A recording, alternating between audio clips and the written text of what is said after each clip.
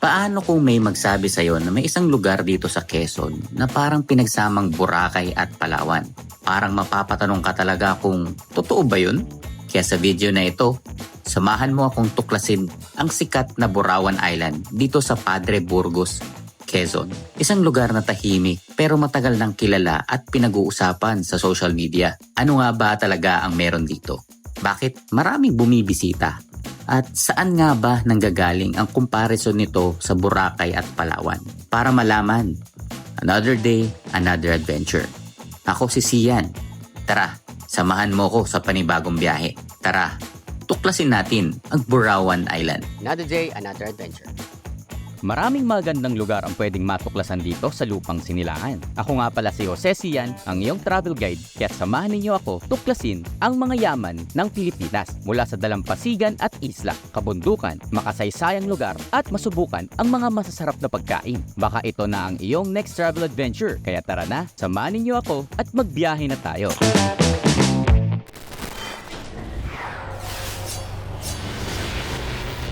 Another adventure at andito naman tayo sa may Malapalawan, dito sa may Borawan. Galing tayo sa Kuwebang Lagpas. At mula rito, tuloy naman tayong pupunta sa Borawan Island.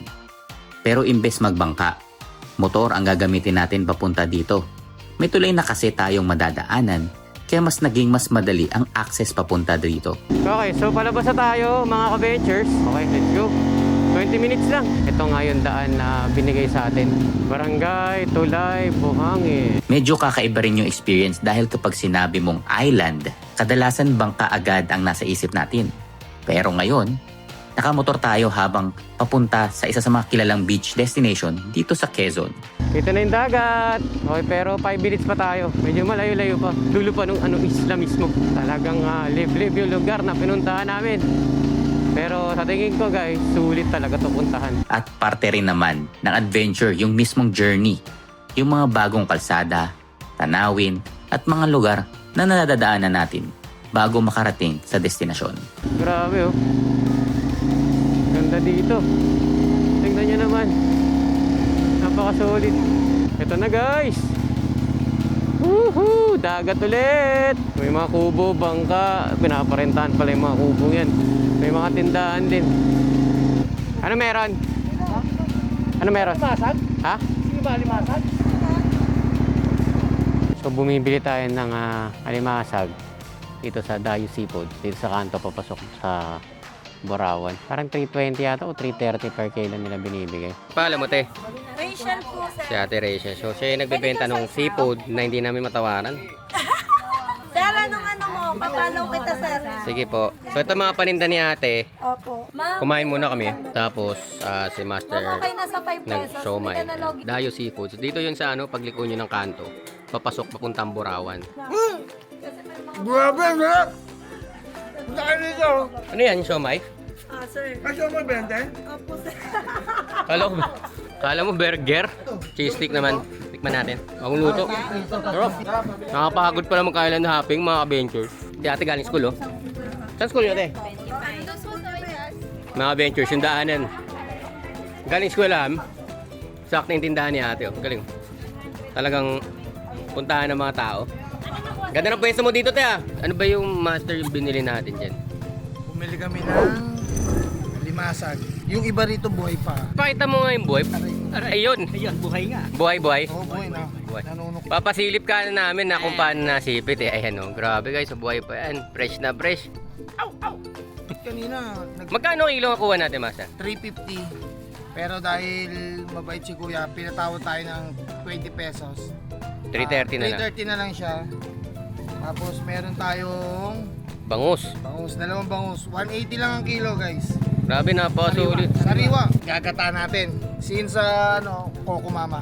Coco Mama, ayun. Hindi to sponsor ng Coco Mama. Baka naman, Coco Mama. Kung humingi ng sticker, nilagay na sa sa anyang kotse. Ayan. Solid. Ito na entrance mga ka-ventures. Borawan. Let's go! At syempre, interesting din yung pangalan ng lugar. Borawan. Yung buong yan, yung bakal, te. Lalabas ko din na. Dyan ba? Ang popular na kwento tungkol sa pangalan nito ay kombinasyon daw. Ito ng Bora mula sa Boracay at 1 mula naman sa Palawan. At kapag narinig mo yun, natural lang na magiging curious ka talaga kung saan nanggaling ang comparison. Kaya tara, tingnan natin mismo. At finally, andito na tayo sa Borawan Island. So bawal talaga mag-park yung motor doon sa loob. Pero ang gagawin namin is pinayagan naman kami pasok. Doon kami magbababa ng gamit tapos babalik namin yung motor dito sa labas. Sa unang tingin pa lang, makikita mo agad kung bakit naging interesting sa maraming travelers ang lugar na ito. Sa beach area, makikita natin ang mga palm trees at coconut trees na nakakahilera malapit sa shoreline. Kasama ng buhangin at dagat, nagbibigay ito ng tropical island vibe na sa ilang angles ay maaaring pagpapaalala sa iyo ng mga beach scenery na kilala sa Boracay. Pero kapag tumingin ka naman sa ibang bahagi ng Borawan, ibang landscape naman ang makikita mo. Dito pumapasok yung malalaking rock formations na isa sa mga pinaka-distinctive features ng lugar. Yung mga bato sa tabi ng dagat kasama ng coastal scenery ang nagbibigay naman ng konting Palawan-like feel. Kaya kapag andito ka mismo, mas maintindihan mo kung saan nanggaling yung idea ng pangalan ng Borawan. May tropical beach scenery sa isang side at dramatic rock formations naman sa kabila. Pero syempre, may sarili pa rin character yung lugar. Itong mga mangingisda ng nakita nyo yung isda, oh. Tumatalsik pa, no? Kung naghahanap kayo ng literal na umuulan ng isda, dito yun. Ayan, literal, umuulan talaga yung isda sa amin. Ayan, pag pinagpag nila, oh. Ano? Ano, master? Tikman mo nga. Kaya anong ginagawa nyo? Ba't nyo ginaganon? Para mo malaglag dito. Paano po yung mga naiwan doon? Okay. So, pag napagpag nga nila, ayan. Dito sila napupunta. Tapos, bali, ito na yung pinaka-harvest. Araw-araw po yan, kuya?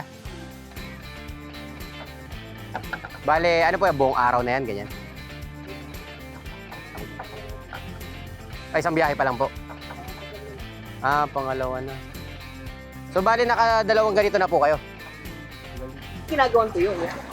Isang banyera kaya yan, kuya. So, dito, yung mga nalaglag. Ayun, literal, nalaglag lang. Ilan na huli mo? Tatatlong bangos. Kota na ba yun? Mali. Magkano kilo sa'yo? Ang benta mo? 180. Same lang. Kaya ano. So, dagat ulit ang mga napuntahan natin, mga ka-ventures. At syempre, yan talaga ang isa sa mga source of income ng mga tao dito. Maraming umaga, hindi na nagtagan, hanggang pangalit.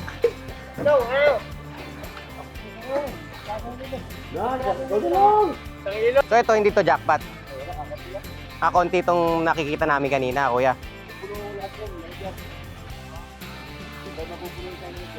Ganun? Yan ang 100?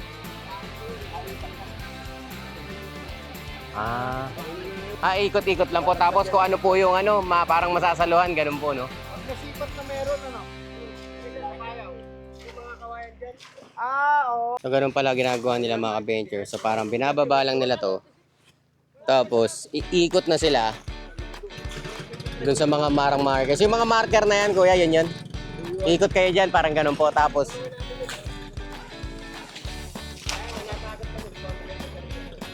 bukas, kuya. Dito kayo?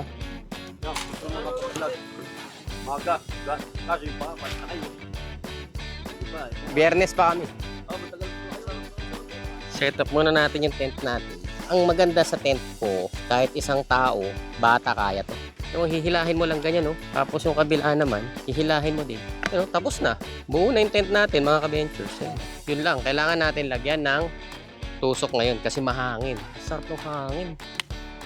Master Marlon, we miss you!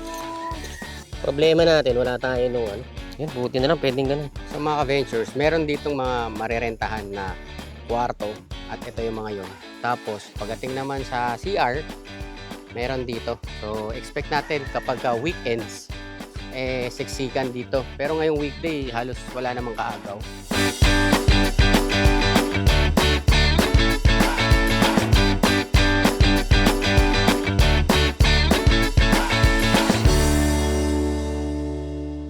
Lord Ama, maraming salamat po sa gabing ito. Sa pagkakataon po na tinipon niyo po kami muli upang masaksihan po yung kagandahan ng inyong mga nilikha, Lord God. Lord, maraming salamat po sa pagkain hinanda niyo po sa amin. Salamat po sa mga nag-prepare po nito. Lord, muli po, maraming salamat.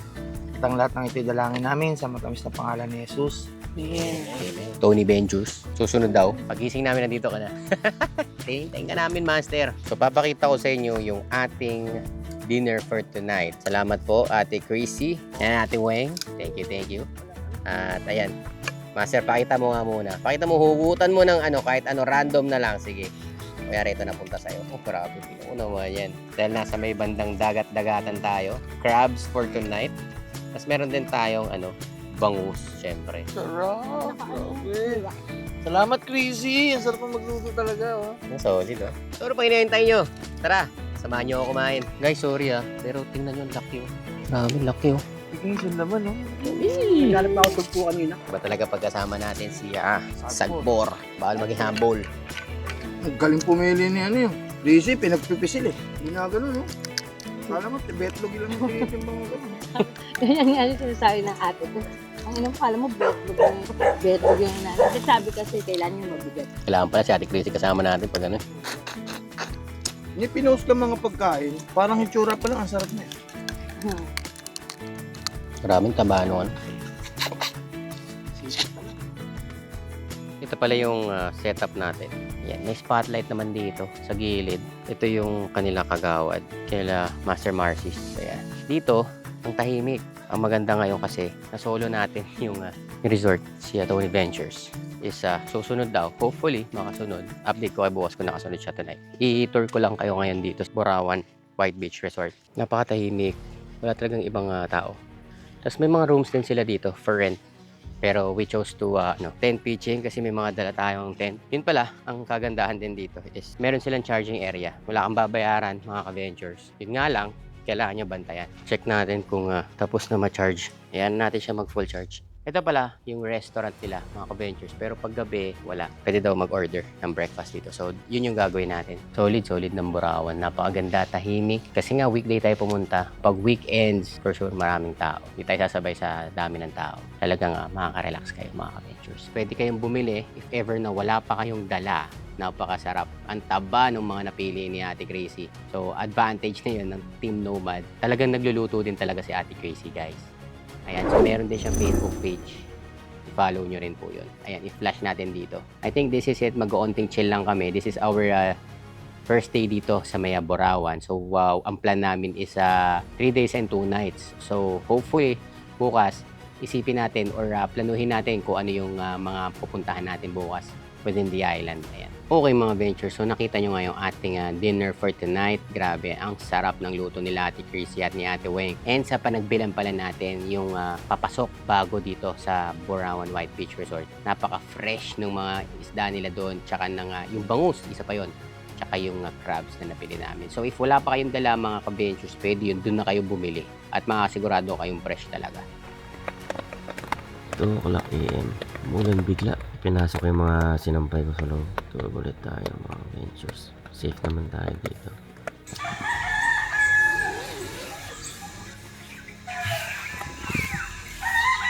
Good morning mga ventures and day 2 natin dito. So yung weather ngayon, medyo makulimlim. Sana lumabas mamaya, tahimik. Pero ngayon, mga nakita na tayo, mga nagdatingan na. Siguro ito yung mga magde-day tour mga ka-ventures. Kasi kagabi, solo talaga natin. Tapos may isang coaching dumating, nag-camp din sila. Iniisip nga namin kung ano yung plan for today. Tingnan natin kung pupunta tayo Isla Chica or pupunta tayo sa may station na Station 2, yung anong part ng Borawan, yung mga Palawan daw yung dating yan. Kaya tingnan natin, pupunta natin yun. Medyo bumababa na nga, lumo-low tide na. So once na nag-low tide talaga to mga ka-ventures is, pwede na natin lakarin yun at puntahan natin, bisitahin natin, papakita ko sa inyo. Kasi kanina, umaga, yung sunrise guys, pinakita ko naman, nakita ko sa drone shot, maganda talaga, kaya maganda mapuntahan din natin.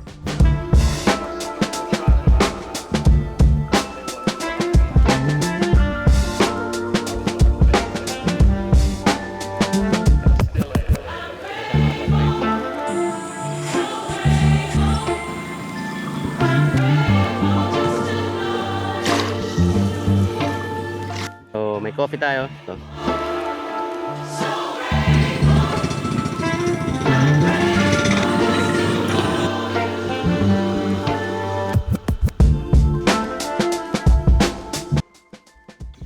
Mamaya may huli na yan si kuya.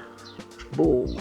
Kaya madali lang ba gamitin yung ganyan? Mga magkano yung ganyan kuya? Pag mga pang-beginner may nakita ko, baka Shopee, baka pangit Be-breakfast kami.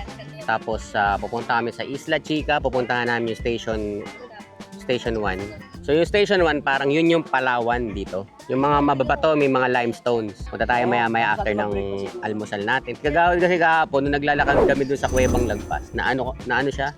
Umaray. Tapos binuhusan na suka kasi daw dikya. Ayun nga, ngayon nagtutubig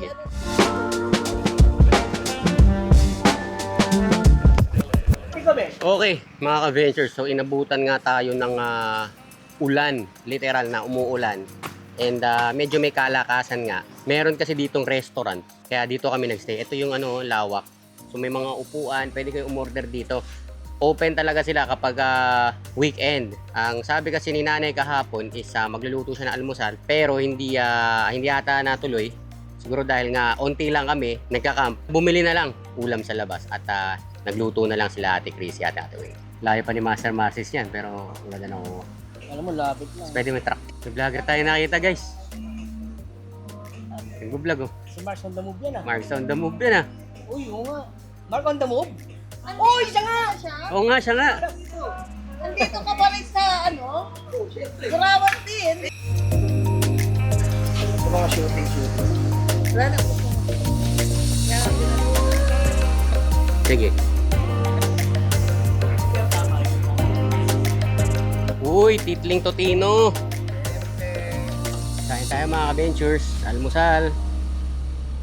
Woo! Grabe. Ganda dito. Tayo sa Palawan. Habang naglalakad tayo sa beach, maganda ring mapansin yung contrast ng paligid. Yung dadaan natin to, mga rock formations na mala Palawan. May mga coconut trees na nagbibigay ng shade at tropical atmosphere. Tapos sa harapan mo, yung dagat. Putin natin kung gaano kalamig yung tubig. Masarap sa pakiramdam. Habang sa ibang bahagi naman ay makikita mo yung malalaking bato. Tropa kami Tropa Pin. May kasama tayong nomad. Meron tayong tour guide. Kaya para sa mga mahilig sa photography o travel videos, marami kang pwedeng gawin at magandang angle dito. Siguro Pulgoso. Grabe Uy! Willing siya, samahan kami. Let's go! Dugi! Yung mga bato dito, kahawig ng mga lime rockstone sa may Palawan. At hindi rin naman kailangan ng napakaraming activities para ma-enjoy mo yung Burawan. At ang kasama natin, si Pulgoso. Pero, babae ba? Pulgosa. Si Marimar! Si Marimar. Babae. Tabihan mo si... Diba? Diba? Solid, diba? Pwede kang maglibot sa shoreline, kumuha ng pictures, maligo, kumain, o simpleng maghanap ng magandang pwesto at i-enjoy ang magandang view. Dito medyo biglang lalim. Pero pwede ka dun dumaan. Diyan ka? Sama ka? Sama talaga siya Guys, grabe yung guide namin. Galing ng tour guide namin. Mamaya may treats ka. Daming alimasag. Grabe, ang ganda dito. Mga adventures So ito na yung Malapalawan nga nila. Mga limestone dito. Ito. Grabe. Pero ito lang ang masasabi ko mga ka-ventures. Iba yung ganda nito sa ganda ng Palawan. Mas maganda nga hindi natin kino-compare Kasi ito yung ganda ng beach dito sa Padre Burgos. Iba yung Palawan. Para sa akin lang Kaya, pero for marketing strategy na nga lang din. Na parang hawig naman ito. Kaya parang napapapunta natin. Pero bakit hindi kaya natin gawin na ito yung pinagmamalaki ng Padre Burgos?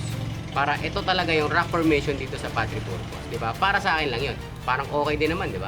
Kaya mga ventures, tara, maligo or ikutin natin tong parte ng Burawan nito. Let's go.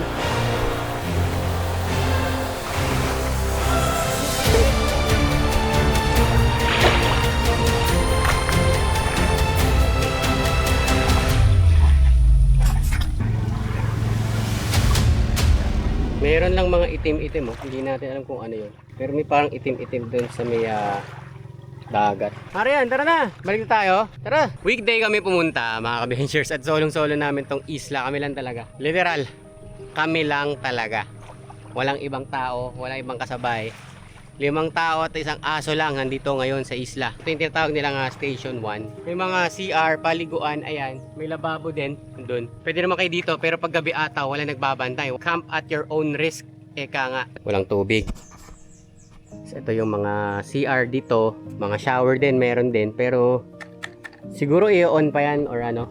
Walang tubig eh. Pero ang sabi nga nila, may raw campsite daw dito. Walang mga utilities like yung CR, siguro ganun lang. So walang tubig, hindi mo alam kung paano mo bubuhusan pag nagamit. Pagka dito kayo pumunta, mga ka-ventures, camp at your own risk. Yung dinaanan namin kanina, tatawiran mo nga lang naman yun. Pero syempre kapag kami mga dala kayong gamit, may kabigatan, syempre e-eportan nyo talaga. Ito siguro mga dating ihawan to, tapos nasira. May mga kalawang na rin yung mga bakal kung saan nag-ihaw, mga ganun. So, ito lang, mga rock formation. Maganda kung sa maganda. Pro spot talaga to. May linya ng kuryente. Siguro ilaw yan. Hindi na natin tinangka na dito tayo mag-overnight kasi nga walang CR na maayos, ganyan. So, nasa inyo na lang yan mga ka-ventures. Mapapansin mo mga ka-ventures, siguro may mga nagra-rappelling dati dito. Rock climbing. Kasi yung mga bato, may mga parang hawakan. Ito, isa sa mga pwede nyo arkilahin dito. Siguro mga grade to 6 packs dito, kasyang-kasya kayo. Pero ngayon dito sa island to guys, wala talaga isang parte ito ng Borawan. Walang tao-tao. Talagang kami lang, inikot na namin. Pero maganda pagdating ng panahon, pag peak season na ulit, fully book na ulit dito. Marian! Ayan na si Marian, papalapit na si Marian. Ayan na. Ayan na si Marian, guys. Marian Rivera. Tara na, ano? Galing yung tour guide namin. Ito, mayroon tayong partners dito. Sila Kagawad, si Ate Chrissy. Nasando naman sila Master Marcy at si Ate Weng.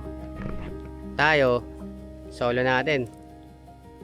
Solo rides. If you're interested for this type of content, please hit the subscribe button, hit the notification bell to be updated for adventures.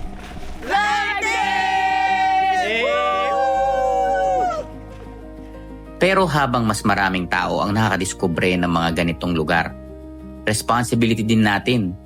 Tulungan itong mapanatiling maganda. Kung ano man ang dinala natin, siguraduhin nating wala tayong iiwan na basura. Iwasan sirain ang natural formations at respetuhin natin ang mga lokal, ibang visitors at syempre yung mismong lugar. Para yung maganda na nakita natin ngayon ay maabutan pa rin ng mga susunod na bibisita. Sa mga na-appreciate ko dito sa Borawan Island is hindi lang yung dagat nila. Hindi lang yung beach. Isa dito ay yung katahimikan pag nandito ka. At pagkatapos natin makita at ma-experience ang Borawan, balikan natin ang tanong natin sa simula. Boracay at Palawan nga ba na pinagsama? Ngayon nandito tayo, maintindihan mo kung saan nanggaling yung comparison. Yung tropical beach, setting at mga puno sa shoreline ay nagbibigay ng classic island atmosphere. Habang yung malaking rock formations naman ang nagbibigay ng mas dramatic na character sa landscape. Pero para sa akin, hindi naman kailangan maging eksaktong Boracay o Palawan ang lugar. Hindi nyo na kailangan mag-aeroplano at parang nakapunta na rin kayo sa Boracay at Palawan. Ito na yun, pwede nyo puntahan, ang ganda. Sobrang ganda ng lugar. Dahil sa Borawan, may sariling namang identity at experience.